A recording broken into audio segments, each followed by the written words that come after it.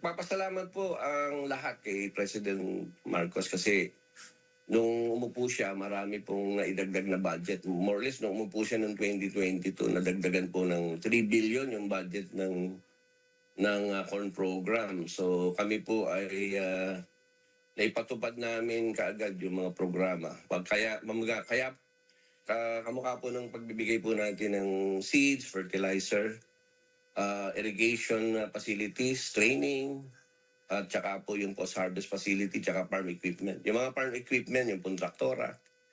Post-harvest po, yung mga dryer, harvester, sheller. So, kinumpleto po namin yung pong pangangailangan ng mga farmer.